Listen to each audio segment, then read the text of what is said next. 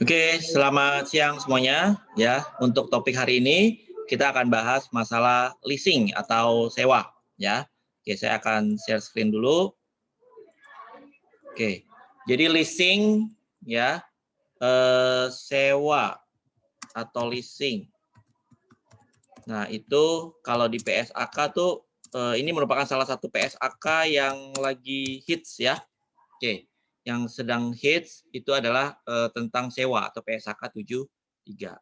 Ya, jadi kalau kalian menguasai ini, kalian nanti juga bisa sebagai konsultan gitu ya, karena banyak perusahaan yang membutuhkan jasa konsultasi terkait dengan PSAK 73 atau sewa. Ya, oke, seperti yang saya lakukan sekarang, itu banyak klien-klien itu yang meminta ya pendampingan untuk penerapan PSAK 73 ini. Ya, oke. Nah, sewa atau leasing. Apa sih yang dimaksud dengan sewa? Ya, oke. Kalau berdasarkan definisi gitu ya, saya akan ambil ya dari PowerPoint ya. Oke. Apa sih yang dimaksud dengan sewa? Leasing itu adalah contractual agreement. Ya, jadi adalah kontraktual, persetujuan kontraktual ya antara lessor dan lessee. Ya, antara lessor dan lessee yang memberikan lessee hak untuk menggunakan ya properti spesifik yang dimiliki oleh lessor untuk suatu periode tertentu ya. Jadi nanti ada lessee versus lessor ya. Jadi lessee itu adalah siapa? Penyewa. Ya. Lessor itu dia adalah pesewa ya. Jadi ada lessee dan ada lessor. Pesewa ya. Oke.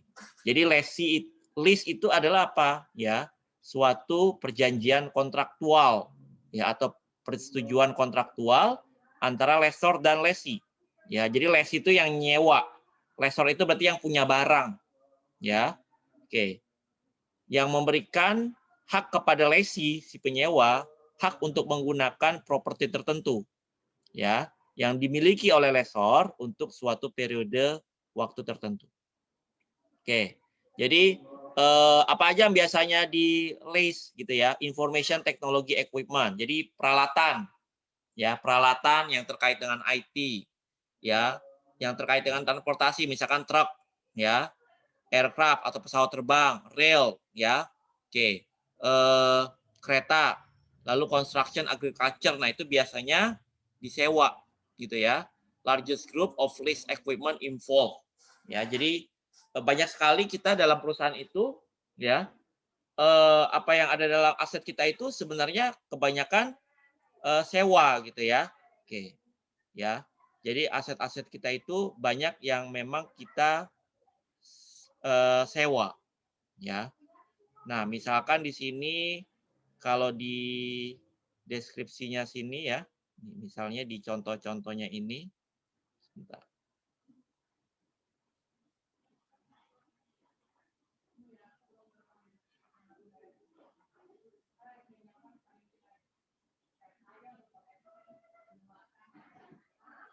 Nah, ini contoh-contoh perusahaan besar ya. Nah, ini Carrefour ya. Carrefour itu store not fully owned are rented under leasing agreement. Ya, jadi ya di Carrefour itu banyak ya di tokonya itu dibilang not fully owned ya. Jadi ibaratnya dia di tokonya itu banyak aset-aset yang memang dia sewa.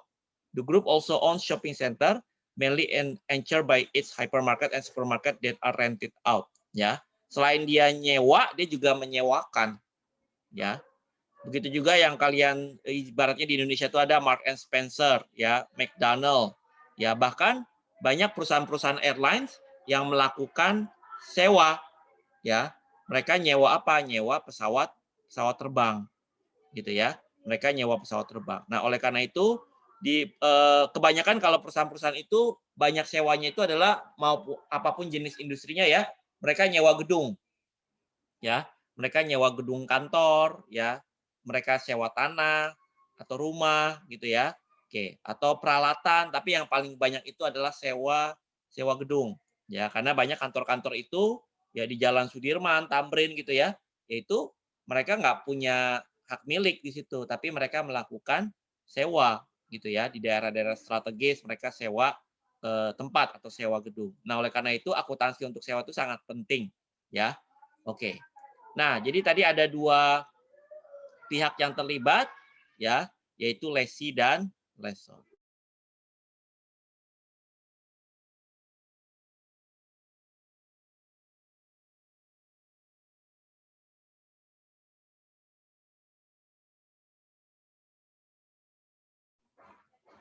Oke.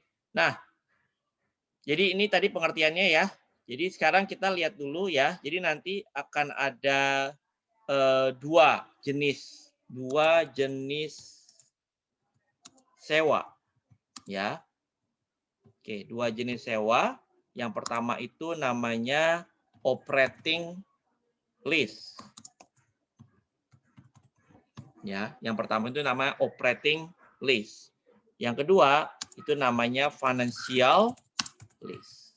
Ya, financial atau capital lease juga boleh ya. Oke. Ini berarti sewa operasi ya kalau istilahnya, sewa operasi, dan ada sewa capital atau sewa pembiayaan istilah ini. Ya. Jadi ada dua jenis sewa, yaitu operating lease ya dan financial lease. Nah, kalau operating lease itu simple jurnalnya ya. Ini jurnalnya misalnya ya. Jurnal kalau misalkan operating lease. Ya, ada dari sisi lessee ya.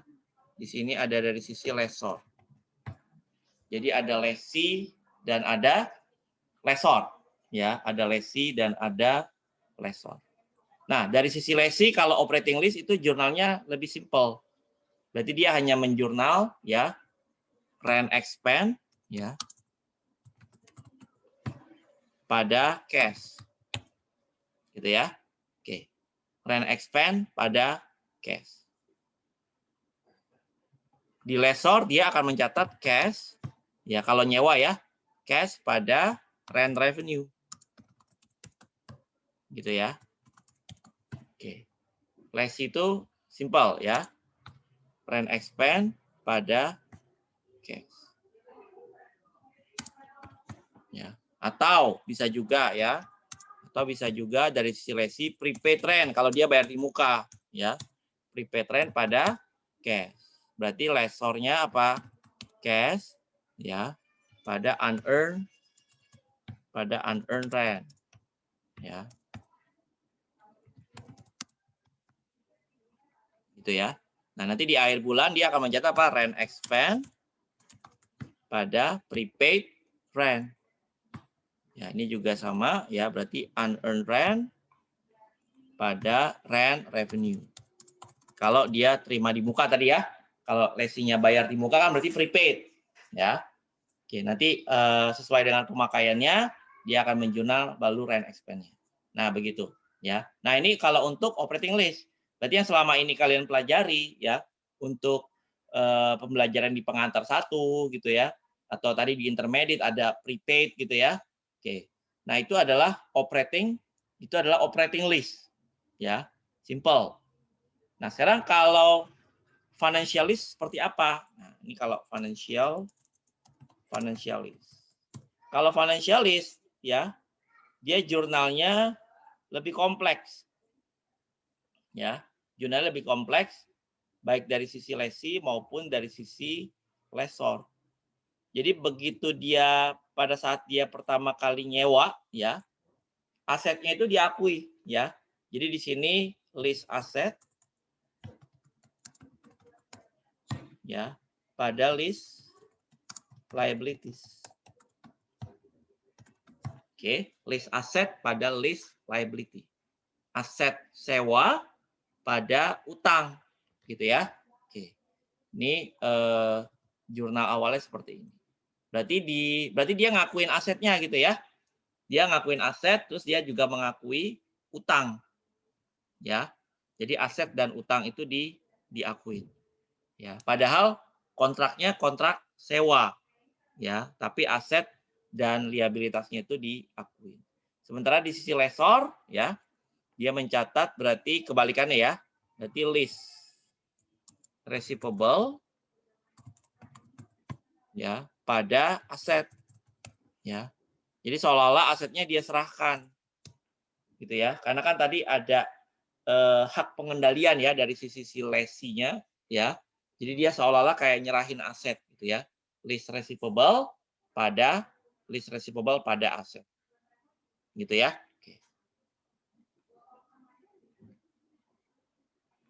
Oke. Terus selanjutnya nanti si lesi juga akan mengakui yang namanya apa? Depreciation expense. Oh ya, pada saat bayar ya dia akan ngakuin lease liability ya. Lalu dia juga nanti akan mengakui interest expense. Interest expense di sini ada cash. Gitu ya. Jadi setiap kali dia bayar sewa ya, itu dianggap sebagai pembayaran utang. Ya, jadi walaupun bentuk kontraknya sewa, tapi seolah-olah di sini kayak beli gitu ya. Pencatatannya seolah-olah kayak beli tapi nyicil. Ya, maka di sini dia mengakui ya, pada saat bayar dia seolah-olah ngakuin utang. Terus nanti ada bunganya. Kalau utang itu kan bisa ada bunga. Ya. Maka di sini lessor akan mencatat cash ya. Berarti lawannya aja ya. Cash. Lalu kalau di sini berarti dia lease receivable ya. Dan di sini dia akan mencatat ya interest revenue berarti kan. Oke, soal dia terima pembayaran piutang ya, plus ada bunganya. Terus nanti di akhir periode soalnya kan dia nyatat aset ya. Maka di sini dia akan nyatat depreciation expense pada accumulated depreciation. Nah, ini kalau di lesi. Itu ya. Jadi ini nanti akan lebih jelas pada saat kita ada ilustrasinya. Ya, akan lebih jelas nanti saat ilustrasi. Ya. Oke. Nah, sekarang gini.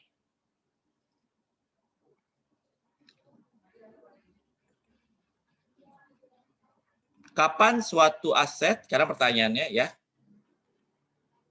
kapan suatu list ya dikategorikan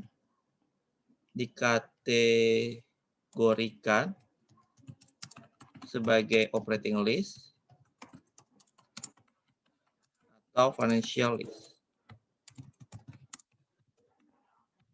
Ya, kapan suatu list dikategorikan sebagai operating list atau financial list. Jadi, ya, kategori operating list adalah yang pertama, ya. Oke, kategori operating list, ya. Yang pertama,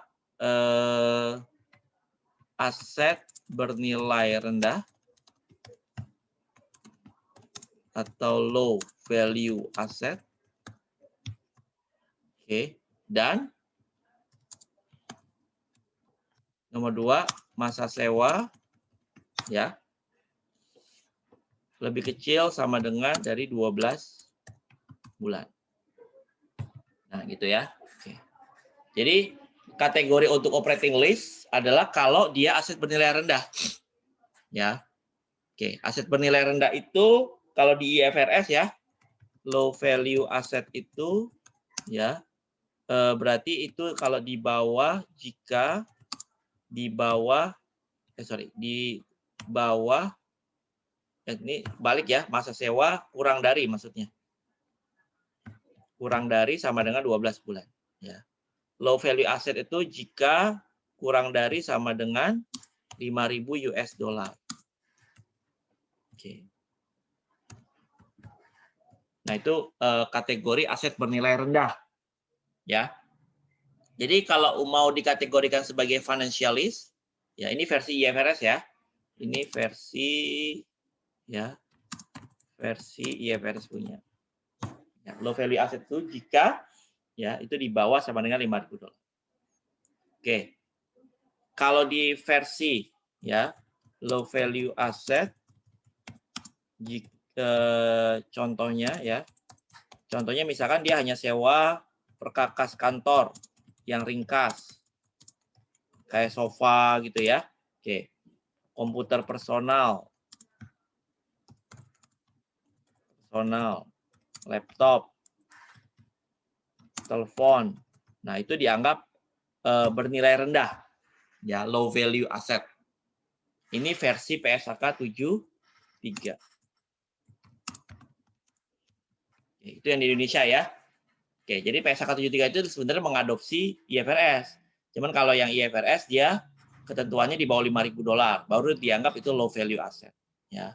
Nah, jadi supaya menjadi operating lease itu syaratnya adalah ya asetnya bernilai rendah dan masa sewa di bawah 12 bulan. Berarti kalau selain daripada yang ini, berarti dia anggapannya adalah financial lease. Ya. Oke, kalau misalnya di selain daripada yang ini berarti dia financial kategori operating lease bagi lesi kalau ini berarti ya. Bagi lesi. Oke, sementara kategori ya. Kategori financial lease bagi lessor ya. Bagi lessor adalah yang pertama. Nah, ini bisa salah satu ya. Bisa salah satu. Terpenuhi aja, nggak harus semua. Yang pertama itu ya masa sewa ya adalah major part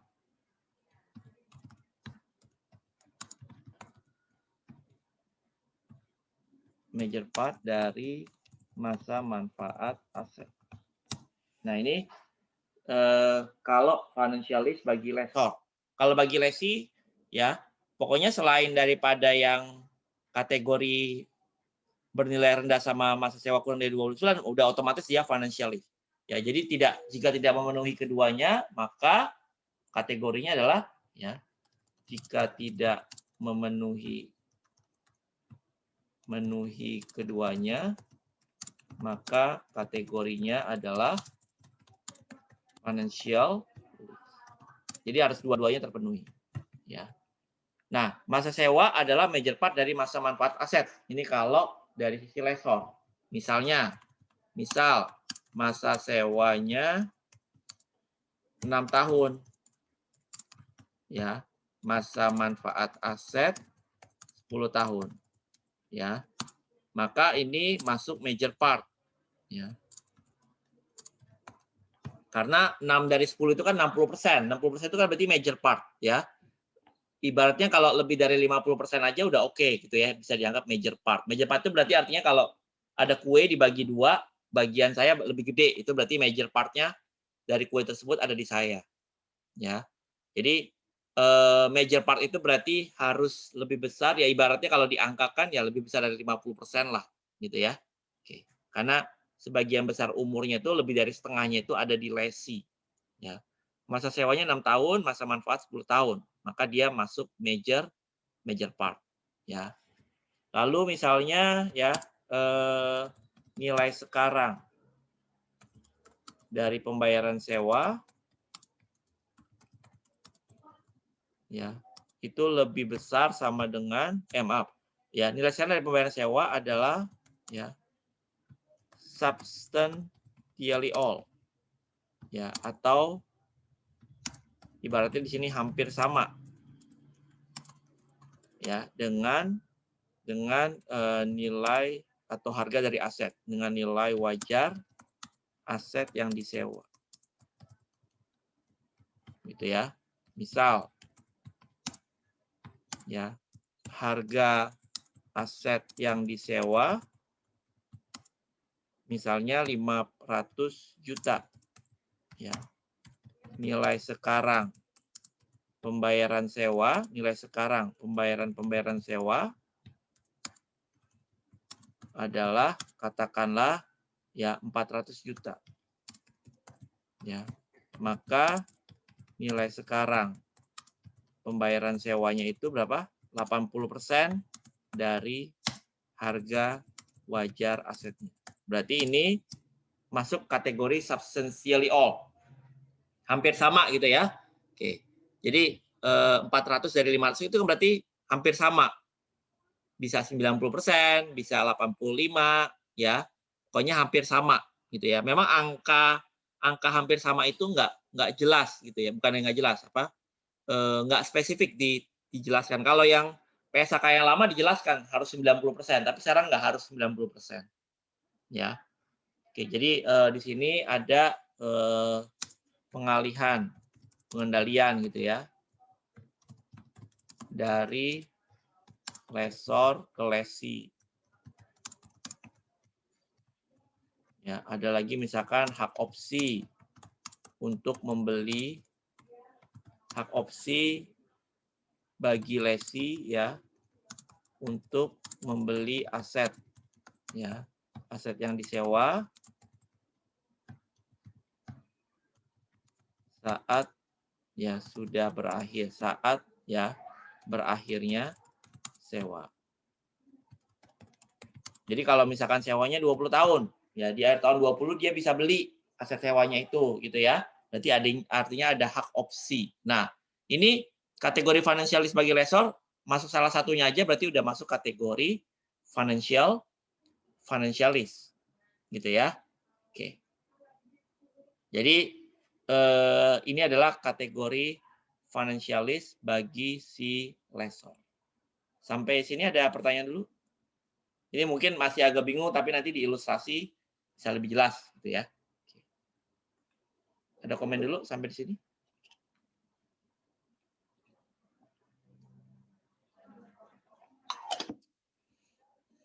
Ada ya? Coba kita lanjutkan.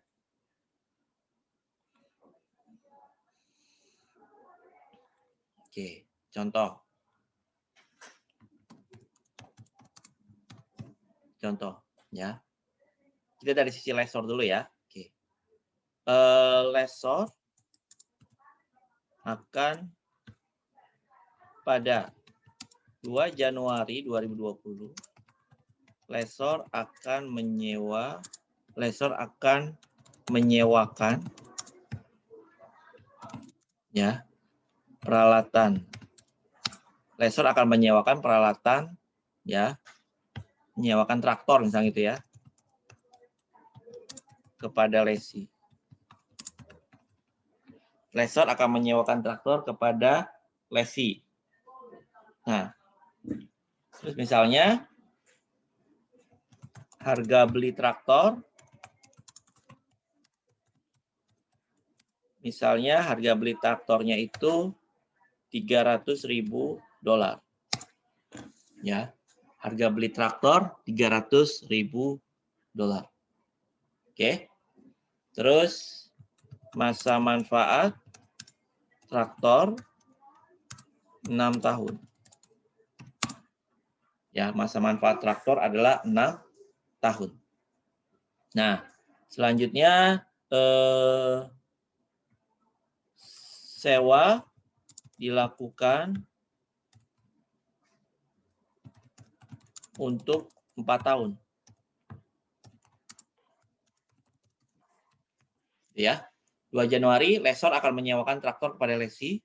Harga beli traktornya 300.000, masa manfaat traktornya 6 tahun. Sewa dilakukan untuk 4 tahun. Ya. Oke, berarti ini major part nggak? 4 tahun dari 6. Major part ya. 4/6. 4/6 itu kan berapa persen? 67%. Berarti major part ya. Oke. Ya, pembayaran sewa dilakukan setiap awal tahun di muka. Oke. Selama 4 kali nanti berarti ya. Oke. Pembayaran sewa dilakukan setiap awal tahun di muka. Jadi per tahun ya bayarnya ya.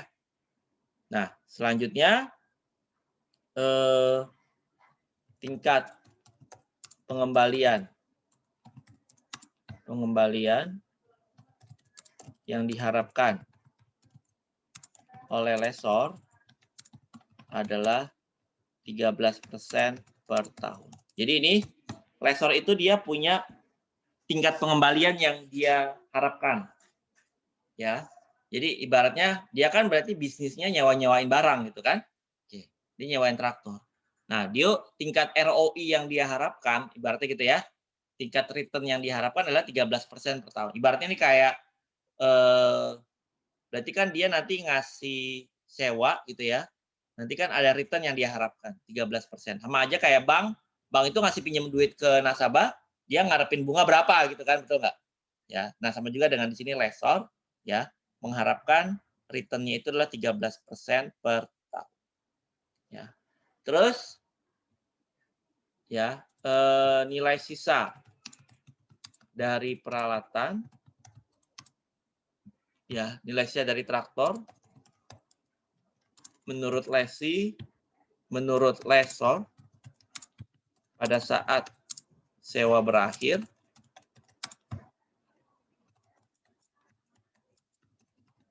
ya, nilai sisa dari traktor menurut lessor pada saat sewa berakhir adalah oke, misalkan di sini sewanya 5 tahun aja deh, misalnya gitu ya. Sewanya 5 tahun.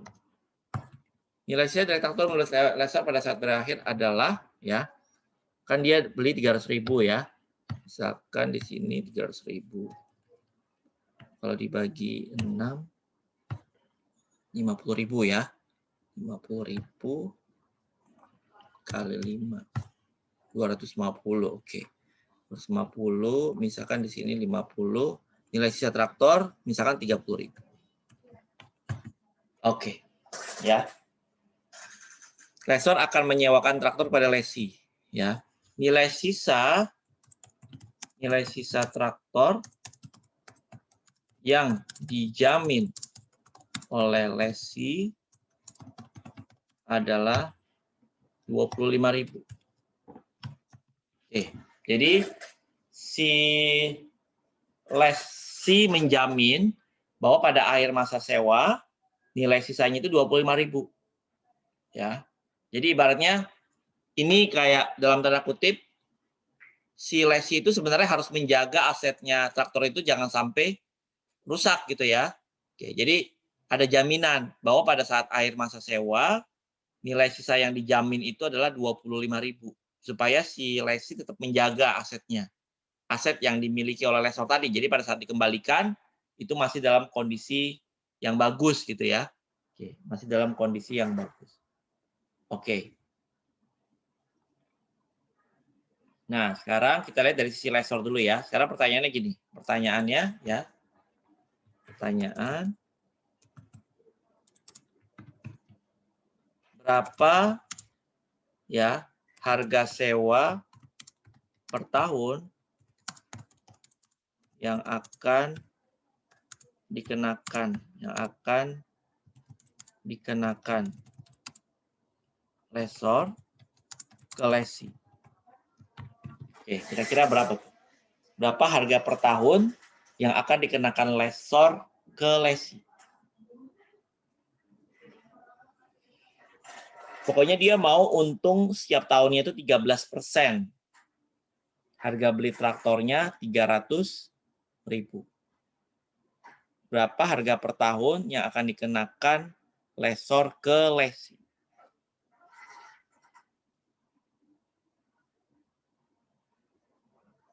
Caranya adalah gimana kira-kira?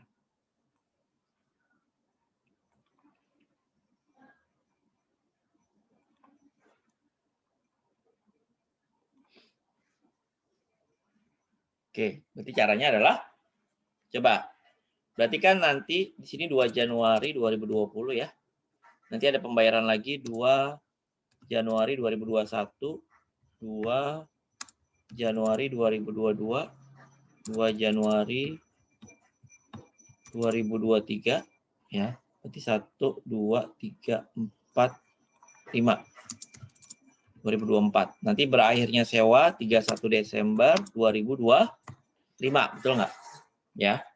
Berarti kan di sini dia harus bayar berapa? Ini payment.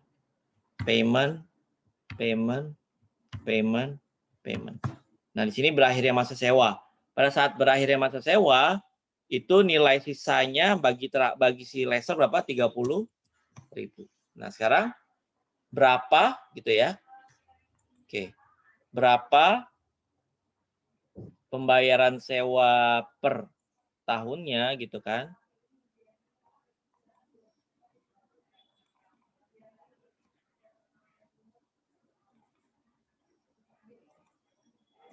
Berapa sewa per tahun? Jadi nilai P ini berapa nilai P ya selama 5 kali pembayaran.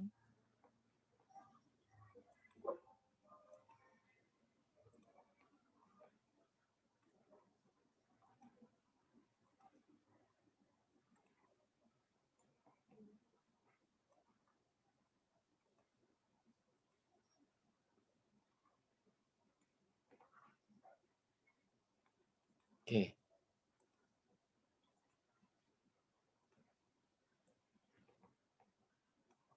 Oke, berapa dalam 5 kali pembayaran ini plus nanti 30.000 nilai sisa pada akhir masa sewa, itu kalau dinilai sekarang kan, present value-nya itu harus sebesar berapa tadi harga belinya? Harga beli traktor adalah 300.000. Nah, gitu.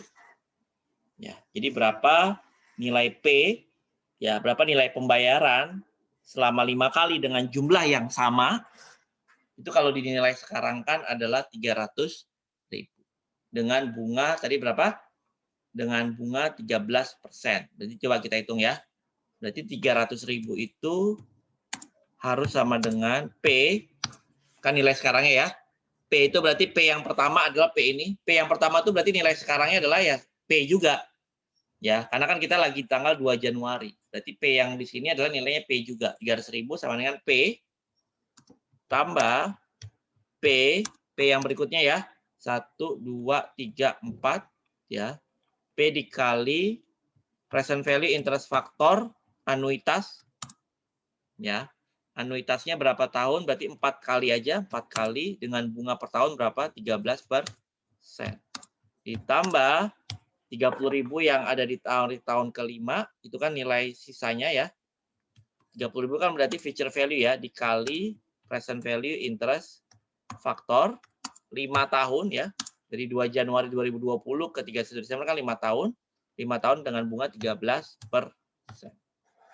Coba kita hitung dulu ya. Di PVIF itu kan berarti present value interest faktor. PVIFA present value interest faktor annuity ya. Saya yakin kalian udah belajar di manajemen keuangan ya. Berarti PVIF kita hitung dulu ya, 5 13% itu sama dengan 1/1 tambah 13% pangkat 5 ya. PVIF 4 13% dulu ya. 1/1 tambah 13% pangkat 4.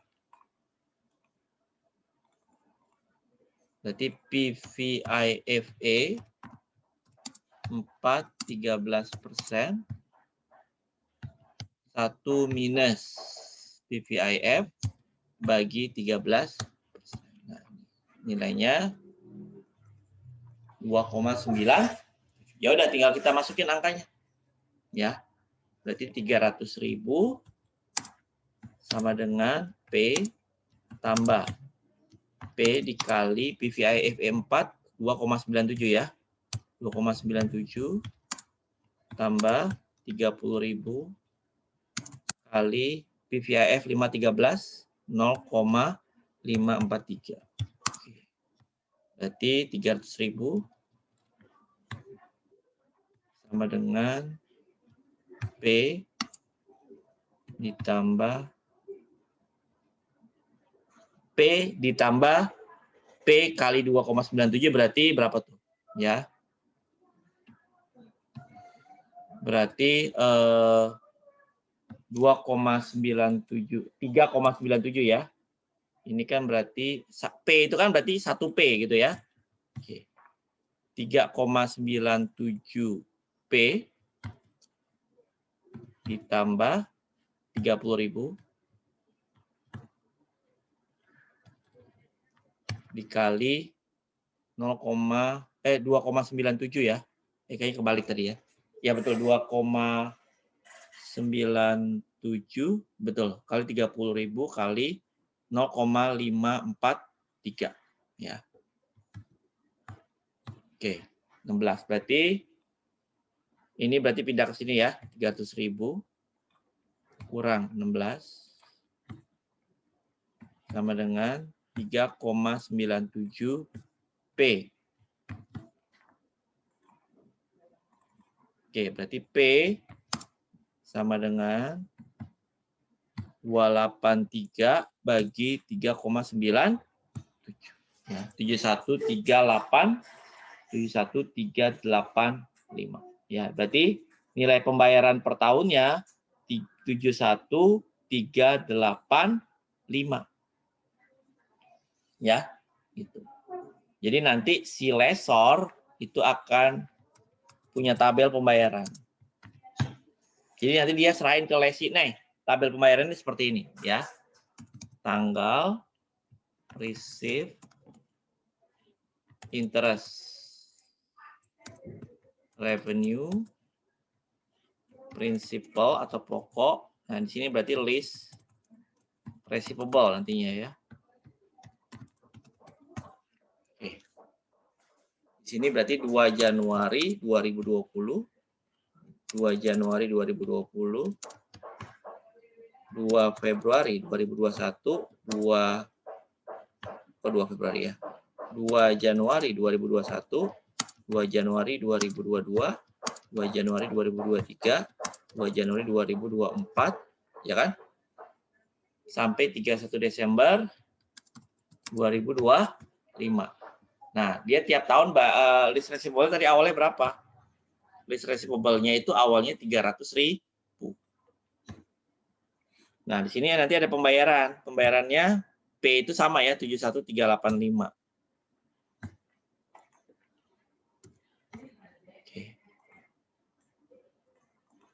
Ya, 5 kali pembayaran dengan nilai yang sama 7138. Nah, di akhir nanti ada pembayaran berapa? Ada pembayaran bukan uang tapi barang yang dikembalikan. Barang yang dikembalikan tadi nilai sisanya berapa? 30.000. Nah, di sini dengan R berapa tadi? 13%.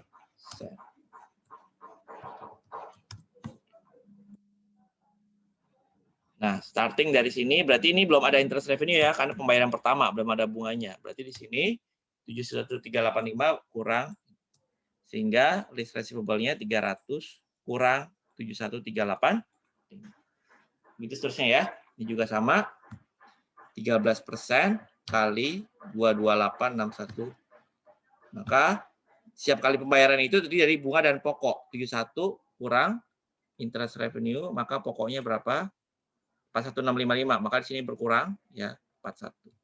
At di sini harus 0 gitu ya. Coba kita buktikan. 13 kali nilai tersisa, prinsipalnya berarti berapa? 71 kurang 24. Sini 186 kurang 47. Begitu seterusnya ya, sama ya. Oke.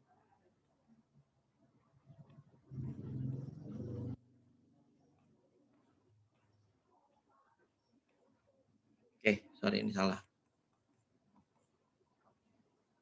Nariknya tadi salah. Ya, ini udah sama ya. 13% kali 139. Nah, di sini 71 kurang 18. 139 kurang 53. Oke, ini baru kita tarik.